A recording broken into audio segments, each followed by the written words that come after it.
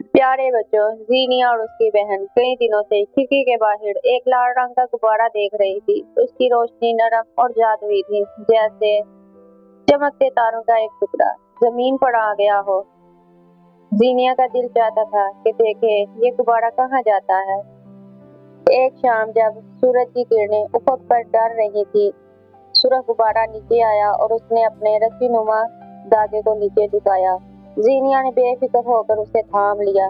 जैसे ही उसने डोरी को थामा, गुब्बारा आसमान की तरफ बुलंद होने लगा। हवा बिल्कुल नरम थी, लेकिन उसमें हल्की सी लर्जिश भी थी।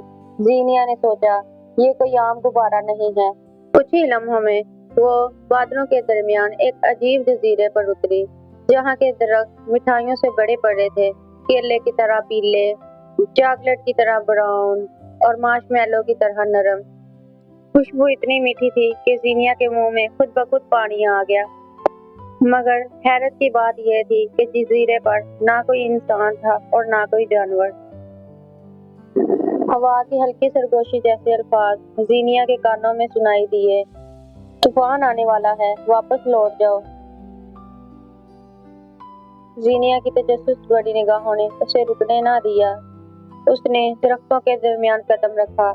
हर तरफ चमकती हुई मिठाइयाँ, जमी हुई शरबत और केक नजर आ रहे थे। जीनिया का दिल केक खाने को चाहा, मगर जैसे ही उसने केक के एक टुकड़े की तरफ हाथ बढ़ाया, तमाम दरख्त पत्थरों में तब्दील हो गए।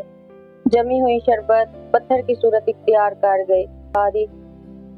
जीनिया ने खौफ से चिल्लाना शुरू कर दिया और गुब्बारे की डोरी पकड़कर अपने घर की तरफ छलांग लगा दी। हवा तेज थी, बादल घने, मगर वो अपने दिल में सोच रही थी कि हर चमकने वाली चीज महफूज नहीं होती और बात चीजें खूबसूरत होने के बावजूद खतरा रखती हैं। उस दिन के बाद जीनिया ने ना सिर्फ खूबसूरती को देखने के लिए आंख सीख ली, बल्कि ये भी समझा कि तजस्सुस और बहादुरी अच्छी चीजें हैं, मगर हमेशा होशियारी और हिफाजत के साथ इस्तेमाल करनी चाहिए। प्यारे बच्चों, हर चमकने वाली चीज महफूज नहीं होती। कुछ चीजें जादुई कशिश रखने के बावजूद खतरा होती हैं। हमें उनसे होशियार रहना चाहिए।